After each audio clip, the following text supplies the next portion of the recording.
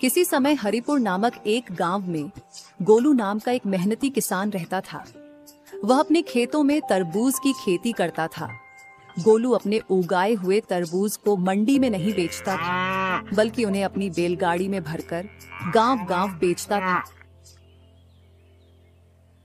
एक बार एक आदमी गोलू के पास आया जो किसी दूसरे गांव से आया था, और वह गोलू से कहने लगा, अरे भैया, भाई साहब नमस्कार। मैं बताता हूं मैं कौन हूं। मैं पास के ही गांव से तुम्हारे पास आया हूं। मुझे मेरे सेठ जी ने तुम्हारे पास भेजा है। अच्छा, तो बताइए किस काम से आए हैं? अरे भैया, मेरे मालिक नगर की मंडी में थोक का व्यापार करते हैं। बहुत बड़ी दुकान है हमारे माल की, जिसमें वह तरबूज का व्यापार करते हैं। मेरे मालिक को मंडी में बेचने के लिए बहुत ज्यादा मात्रा में तरबूज चाहिए। क्योंकि तुम तरबूज की खेती करते हो, इसीलिए मैं तुम्हारे पास आया हूं। अगर तुम्हें अपने खेत के तरबूज बेचने हैं तो भैया मैं उनकी अच्छी कीमत लगा दूंगा। भैया, आपने बहुत बढ़िया बताया, लेकिन माफ करिएगा, मैं जो तरबूज अपने खेत में लगाता हूँ उन्हें खुद ही बेचता हूँ। मैं मंडी के दलालों को अपना माल नहीं बेचता। बहुत बहुत धन्यवाद। अरे अरे भैया, तुम कह क्या रहे हो? आसपास के गांव के सभी लोग मेरे मालिक को ही अपना माल बेचते हैं। फिर जगह जगह घूमकर अपना माल बेचने से अच्छा है कि तुम भी एक ही जगह अच्छी कीमत में बेच दो। क्यों, सही कहा ना? और भैया, अगर तुम भी मेरे मालिक को सारे तरबूज बेच दोगे तो तुम्हारी मेहनत कम लगेगी और पैसा भी अच्छा मिल जाएगा। फिर जाकर अपने नए तरबूज उगाओ ना। तरबूज बेचने में क्यों समय लगा रहे हो भाई? तरबूज उगाने में समय लगाओ, उगाने में, समझे? देखो भाई, मैं एक किसान हूं और कड़ी मेहनत करना मेरे लिए कोई नया काम नहीं है। साथ ही साथ पैसा कमाने का लालच भी मुझ में नहीं है, बल्कि लोगों को साफ सुथरा तरबूज कम दामों में बेचना ही मेरा उद्देश्य है। और भैया, मैं इसी से संतुष्ट हूं। मैं तो यही चाहता हूं कि मैं अपना तरबूज मंडी में ना बेचकर सीधे लोगों को बेचूं, अब चाहे उसमें मुझे मुनाफा कम ही क्यों ना हो। ईश्वर का दिया हुआ सब कुछ है, मुनाफे और पैसे का ज्यादा लालच नहीं है। और वैसे भी मंडी में जो माल बिकता है वह आम लोगों तक पहुंचते पहुंचते महंगा हो जाता है। इसीलिए मैं अपना तरबूज मंडी में नहीं बेचूंगा। हमें माफ करिएगा भैया, मुझे लगता है कि अब तुम मेरी बात समझ गए होगे और तुम्हें बुरा नहीं लगेगा, है ना? ठीक है भैया, नमस्ते। गोलू के समझाने के बाद रामलाल यह समझ गया कि यहाँ पर दाल नहीं गलने वाली।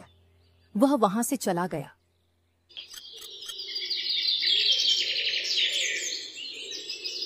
गोलू अपनी बैलगाड़ी पर ढेर सारे तरबूज लादकर बेचने के लिए निकलता है। काफी देर बाद वह सूरजपुर नाम के गांव पहुंचता है, लेकिन तब तक अंधेरा हो चुका होता है। अरे, शाम ढल गई और अंधेरा भी हो गया। इतनी दूर चलते चलते मैं भी थक गया हूँ और हमारे ये दो प्यारे बैल भी। ऐसा करता हूँ कि आज रात यहीं पर गुजार लेता हूँ। हाँ, यही ठीक रहेगा। यही सोचते सोचते गोलू एक बड़े से घर के सामने से गुजरता है। तभी घर के बाहर खड़ा एक आदमी उसे आवाज लगाता है। ओ भाई, कौन? अरे कौन हो तुम? हमारे गांव के तो नहीं लगते। गोलू देखता है कि पहनावे से वह आदमी बहुत ही अमीर मालूम पड़ता है। नमस्ते भाई साहब, मेरा नाम गोलू है और मैं हरिपुर गांव का हूँ। ये तरबूज बेचने के लिए सूरजपुर गांव की तरफ जा रहा हूँ। अब क्या बताएं भैया, सुबह से गाड़ी खींचते खींचते मेरे बैल थक चुके हैं और मैं भी उन्हें चलाते चलाते थक गया हूँ। इसीलिए सोचा कि आज रात को यहीं कहीं आसपास रुककर सुबह निकल जाऊं। अगर आप थोड़ा मदद कर दें और बता दें कि इस गांव में रात को ठहरने के लिए कोई जगह मिल जाएगी। अरे भाई, इसके लिए इतना परेशान होने की जरूरत नहीं है। तुम कहीं और क्यों जाओगे? मेरा इतना बड़ा घर है, आज रात यहीं रुक जाओ। इतना सुनते ही गोलू ने अपनी बैलगाड़ी एक तरफ लगा दी और चैन की सांस ली। गोलू खाना खाने के बाद हवेली में बैठा होता है। तभी धर्मपाल सेठ उससे बातचीत करने लगता है। अरे बाप रे, इतनी बड़ी हवेली। हुजूर, मैं आपका यह उपकार कभी नहीं भूलूंगा। आप जैसे दयालु लोग आज भी इस धरती पर हैं, इसीलिए हम जैसे गरीब लोग जी रहे हैं, वरना आज रात इस गांव में न जाने मुझे कितनी तकलीफ उठानी पड़ती। अरे इसमें कौन सी बड़ी बात है भाई। देखो गोलू, एक इंसान ही दूसरे इंसान की मदद करता है। वैसे देखने में तो तुम बहुत मेहनती किसान लगते हो। अब यह मेरा कर्तव्य है कि मैं तुम जैसे आदमी की सहायता करूं। अच्छा सुनो, एक बात बताओ, ये सारे तरबूज तुम्हारे ही खेत के हैं या किसी व्यापारी से लेकर बेचने के लिए निकले हो? अरे नहीं नहीं साहब, ये तो हमारे अपने ही खेत की फसल है। व्यापारी से खरीद कर बेचूं, इतना बड़ा आदमी मैं नहीं हूं। इसके बाद दोनों में काफी देर तक बातचीत होती रही। गोलू ने बताया कि वह अपने खेत के तरबूज सीधे ग्राहकों को बेचने में विश्वास रखता है। ये सुनकर धर्मपाल सेठ गंभीर हो गया। हाँ, आज के समय में तो मंडी के दलाल किसानों से कम दामों में माल खरीदते हैं और फिर उसे जमा करके ऊंची कीमतों पर ग्राहकों को बेचते हैं। बड़े चालाक हो गए हैं ससुरे। इसी वजह से आम आदमी को महंगे दामों पर सामान खरीदना पड़ता है। मुझे तो लगता है कि मंडी के लोगों का यह तरीका बिल्कुल गलत है। आपने बिल्कुल सही कहा साहब, आजकल तो यही सब कुछ हो रहा है और ऐसा ना हो इसीलिए मैं अपने खेत के तरबूज सीधे ग्राहकों को कम कीमत पर बेचता हूँ। मुझे लगता है कि मैं समाज के प्रति अपने कर्तव्य को पूरा कर पा रहा हूँ और यही करने में मुझे खुशी मिलती है। सच में गोलू भाई, तुम्हारे विचार बहुत ही उच्च स्तर के हैं। अगर सभी लोग तुम्हारी तरह सोचने लगे तो सच में सबका भला हो जाए। अच्छा सुनो, अब काफी रात हो गई है और तुम्हें सुबह जल्दी उठना है। आराम कर लो। गोलू मुस्कुराता है और सेठ जी के आतिथ्य के लिए उनका धन्यवाद करता है। धर्मपाल सेठ ने अपने घर के एक कमरे में गोलू के सोने का इंतजाम कर दिया। उसने एक बिस्तर बिछाया और फिर खुद अपने कमरे में सोने चला गया। गोलू बिस्तर पर लेट जाता है, लेकिन नींद नहीं आ रही थी। वह धर्मपाल सेठ के बारे में सोचने लगता है। हाँ, ये कितना अच्छा इंसान है। इसने मुझ जैसे गरीब किसान को अपने घर में आश्रय दिया। सचमुच इतना धनी होने के बावजूद इसमें बिल्कुल भी अहंकार नहीं है। इसका मन बहुत ही निर्मल और दयालु है। गोलू गहरी सांस लेता है और मुस्कुराता है। ऐसे इंसान भला आजकल की दुनिया में कहाँ मिलते हैं। कितने बड़े लोग होते हैं लेकिन उनके दिल छोटे होते हैं। पर धर्मपाल सेठ जैसा इंसान सच में बहुत कम देखने को मिलता है। धीरे धीरे गोलू की आंखें भारी होने लगती हैं और वह चैन की नींद सो जाता है।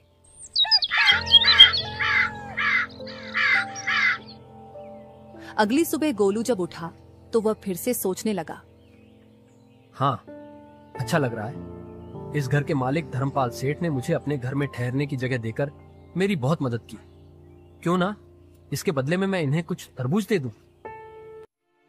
ये सोचकर गोलू अपने तरबूज के ढेर के पास पहुंचा, लेकिन यह देखकर हैरान रह गया कि ढेर आधा ही रह गया था। अरे ये क्या, मेरे तरबूज कहाँ गए? आधे तरबूज तो गायब ही हो गए। गोलू घबराकर तुरंत धर्मपाल सेठ के पास गया। अरे साहब, मैंने रात को आपके आंगन में जो तरबूज रखे थे उनमें से आधे गायब हो गए। अरे ये क्या हो गया? क्या आपको इसके बारे में कुछ पता है? गोलू की बात सुनकर धर्मपाल सेठ अचानक गुस्से से लाल हो गया। राम राम, बहुत बड़ी गलती कर दी मैंने जो तुम जैसे आदमी को अपने घर में आसरा दे दिया। एक तो मेरे घर में रहे, ऊपर से मुझ पर ही चोरी का इल्जाम लगा रहे हो। गोलू आश्चर्य से देखता रह जाता है, लेकिन सेठ की गुस्से की आग बढ़ती जा रही थी। पहले तुमने मेरा विश्वास जीता, फिर मेरे साथ विश्वासघात किया। मैं तो तुम्हें भला इंसान समझ रहा था, लेकिन तुम तो बहुत ही चालबाज और धोखेबाज निकले। मेरे सो जाने के बाद तुमने मेरे तरबूज चुरा लिए और अब मुझ पर ही इल्जाम लगा रहे हो। वाह वाह, एक तो चोरी की, ऊपर से मुझ पर ही इल्जाम लगा रहे हो। झूठ मत बोलो, चुपचाप मेरे तरबूज लौटा दो, मैं यहाँ से चला जाऊंगा। अच्छा, तो अब तू मुझे धमका रहा है?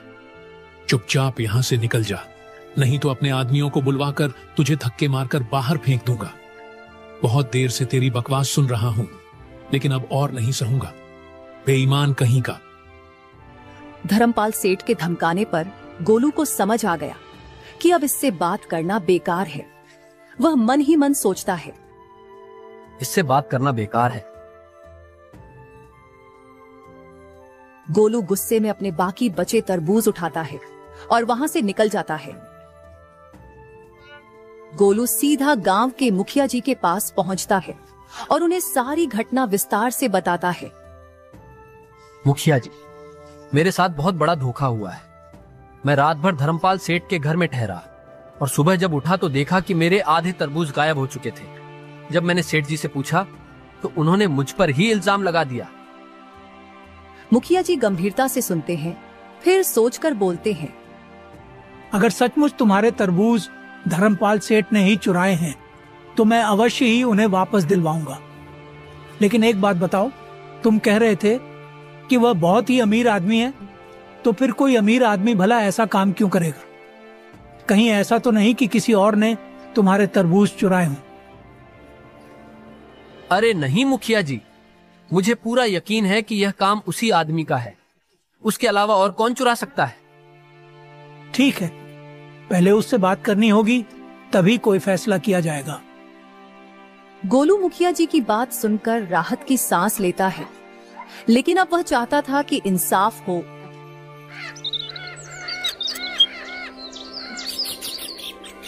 मुखिया जी ने उसी समय धर्मपाल सेठ को बुलाने के लिए कुछ आदमियों को भेज दिया। जब धर्मपाल सेठ वहां पहुंचा तो गोलू को वहां देखकर वह तिलमिला उठा। अरे मुखिया जी, मैं एकदम निर्दोष हूं। इस किसान को मैंने देखिए रात को अपने घर में रुकने के लिए आसरा दिया। अरे मेहमान समझकर मैंने कहा, रुक जाओ भैया, ठीक है। रात में बेचारा थका था, इसके बैल थक गए थे। मैंने कहा कोई बात नहीं, और यह निकला एहसान फरामोश कि मुझ पर ही आरोप लगा रहा है। अरे भला मैं इसके तरबूज क्यों चुराऊंगा? मेरे खुद के खेत में अच्छे अच्छे तरबूज उगे हुए हैं, तो भला मैं इसके तरबूज क्यों चुराऊं? अरे मेरे कौन सा कमी पड़ रही है? लेकिन यह ऐसा आरोप मुझ पर क्यों लगा रहा है, यह मुझे समझ नहीं आ रहा है। मैं मानता हूं कि तुम सच कह रहे हो, लेकिन चोरी तुम्हारे ही घर में हुई है, तो तुमने ये चोरी नहीं की, ये बात तुम्हें ही साबित करनी होगी। इसीलिए तुम्हारे खेत में जो तरबूज उगे हैं, उनमें से एक तरबूज तुम यहाँ पर लेकर आओ। धर्मपाल सेठ अपने खेत से तरबूज लाने के लिए चला जाता है। धर्मपाल सेठ के जाने के बाद मुखिया जी एक बार फिर से गोलू से पूरे मामले की जानकारी लेने लगे। इस बीच धर्मपाल सेठ अपने खेत से तरबूज लेकर वापस लौट आता है। मुखिया ने गोलू की बैलगाड़ी में से एक तरबूज मंगवाया और फिर दोनों तरबूजों को एक साथ रख दिया गया। मुखिया के अलावा वहां पर गांव के कुछ और भी लोग मौजूद थे। मुखिया ने वहीं पर मौजूद एक आदमी की तरफ इशारा करते हुए कहा, ओ लालू, हम इसका नाम लालू और ये तरह तरह की सब्जियों का अच्छा पारखी है। सब्जियों की गुणवत्ता के बारे में ये बहुत अच्छी तरह से जानता है, इसीलिए मैंने इसे यहाँ बुलवाया है ताकि ये दोनों तरबूजों की अच्छे से जांच पड़ताल कर सके।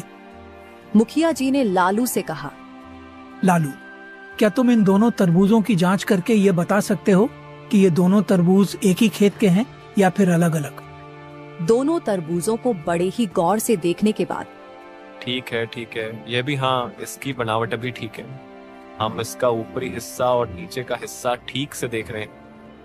देखिए, मैं साफ साफ बताऊं तो देखने में कोई फर्क नजर नहीं आता है, इसीलिए इनके स्वाद को छक्कर देखना होगा। अगर ऐसा है तो तुरंत इन दोनों तरबूजों को छको और मुझे बताओ। लालू ने एक चाकू से धर्मपाल सेठ के लाए हुए तरबूज को काटा।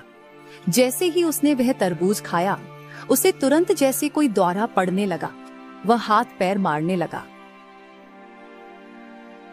तभी मुखिया ने एक दूसरे आदमी से कहा, अरे विक्रम, आप तो वैद्य हैं ना, जरा देखिए तो सही, लालू को क्या हो गया?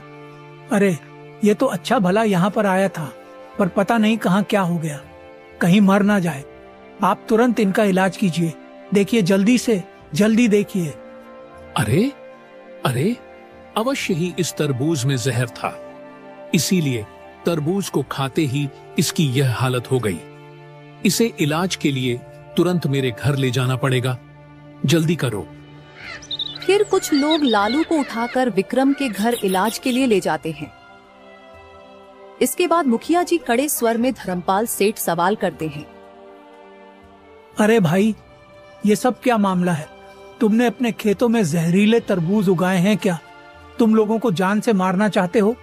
कुछ दिन पहले भी मैंने ऐसा ही एक मामला सुना था जिसमें जहरीला तरबूज खाने से किसी की मौत हो गई थी। मुझे तो लगता है कि वो तरबूज भी तुमने ही दिया होगा। अगर दामोदर को कुछ हो गया तो याद रखना, उसकी मौत की जिम्मेदारी तुम्हारी होगी। अब तो तुम पर चोरी के साथ साथ हत्या का भी आरोप लग गया है। अब तो भगवान भी तुम्हें नहीं बचा सकते। ये सुनते ही धर्मपाल सेठ डर जाता है और मुखिया को एकांत में ले जाकर फुसफुसाता है। अरे मुखिया जी, जरा इधर आइए। देखिए, मुझे माफ कर दीजिए। ये तरबूज मेरे खेत के नहीं है, बल्कि यह तो उस किसान गोलू के ही तरबूज हैं। अरे, उसके ही तरबूज जहरीले हैं। अगर यह बात मुझे पता होती तो मैं उसके तरबूज चुराता ही नहीं। देखिए, अगर आप इस मामले से मुझे बचा लेंगे तो मैं आपको मालामाल कर दूंगा। हाँ, बहुत सारा धन दूंगा। आप एक बार सोच कर देखिए। मुखिया जी को गुस्सा आ जाता है और वह गुस्से से धर्मपाल सेठ को डांटते हैं। वाह, मुझे माला माल करोगे? एक तो खुद चोरी का अपराध किया और अब मुझे रिश्वत देकर इसमें शामिल करना चाहते हो? गोलू को बलि का बकरा बनाना चाहते हो क्या? अब तो मुझे पक्का यकीन हो गया है कि तुमने पहले भी कई अपराध किए होंगे। तुम्हें क्या लगता है कि हर आदमी तुम्हारी तरह लालची होता है? तुमने मुझे भी एक लालची इंसान समझ लिया जो रिश्वत का पैसा हजम कर जाएगा। तुम्हें मालूम है कि किसी को रिश्वत देना भी एक अपराध है। अगर तुमने अपना अपराध पहले ही मान लिया होता तो बेहतर होता। अब तुमने 3 अपराध कर दिए, चोरी का, हत्या का और रिश्वत देने का। तभी वहां पर गोलू, लालू और बैद जी भी आ पहुंचते हैं। तीनों को देखकर धर्मपाल सेठ घबरा जाता है और घबराहट में बोलता है। अरे अरे, देखो, लालू तो एकदम ठीक है, उसे तो कुछ नहीं हुआ, वह एकदम सही सलामत है। लेकिन अगर उसे कुछ हो भी गया होता तो उसमें भी भैया मेरा कोई कसूर नहीं था, क्योंकि वह तरबूज मेरे नहीं थे, वह तो मैंने गोलू के चुराए थे। अब जब वह तरबूज मेरे थे ही नहीं तो हत्या का इल्जाम मुझ पर कैसे लग सकता है? मुखिया जी ठहाका लगाते हैं और कहते हैं, अच्छा, तो अब तुमने अपनी चोरी का अपराध खुद ही स्वीकार कर लिया। हम सब ने मिलकर यह नाटक इसलिए किया था ताकि तुम सच उगल दो। असल में लालू कोई सब्जियों का झाता नहीं है और न ही बैदजी कोई जांच करने आए थे। लालू ने तो सिर्फ तरबूज खाकर बेहोश होने का नाटक किया था। असल बात तो ये है कि कुछ दिन पहले तुमने जिस आदमी को मेरे पास तरबूज खरीदने के लिए भेजा था ना, उस रात मैंने उसी आदमी को तुम्हारे घर पर काम करते हुए देख लिया था। अब तो मामला बिल्कुल साफ हो गया। मैंने पहले ही बता दिया था कि तुमने पहले से ही एक आदमी को मेरे खेत के तरबूज खरीदने के लिए भेजा था, लेकिन जब मैंने अपने तरबूज नहीं बेचे तो तुमने मुझे अपने घर पर रोककर सोने के लिए जगह दी और आधे तरबूज चुरा लिए। तुम्हारे जैसे मंडी के दलाल बहुत ही नीच काम करते हैं। छी, मैंने सोचा भी नहीं था कि तुम इतने घटिया इंसान हो। धर्मपाल सेठ, तुम्हारी जैसी चालाकी से मैं नहीं चलता। तुम्हारे जैसे दलालों की वजह से ही मंडी में किसानों का नुकसान होता है। माफ करना भैया, गलती हो गई जो तुम्हारे घर पर आया। गोलू, तुम्हारी बात बिल्कुल सही है। मैं तुम्हारी इस समस्या के बारे में राज्य के महाराज से बात करूंगा और हाँ, तुम्हारे चोरी हुए तरबूज तुम्हें वापस दिलवाए जाएंगे। इसके बाद धर्मपाल सेठ से गोलू के सारे चोरी हुए तरबूज वापस दिलवा दिए गए। मुखिया जी ने गांव के सभी किसानों को चेतावनी दी। के बाद अगर किसी मंडी के दलाल ने किसी किसान को नुकसान पहुंचाने की कोशिश की तो उसे भयानक दंड दिया जाएगा। गांव के बाकी किसानों को जब इस घटना के बारे में पता चला तो उन्होंने मुखिया जी और गोलू की सूझबूझ और बुद्धिमानी की खूब तारीफ की। इसके बाद गोलू अपने तरबूज लेकर आगे बढ़ गया, उचित दामों पर उन्हें बेचा और वापस अपने गांव लौट गया।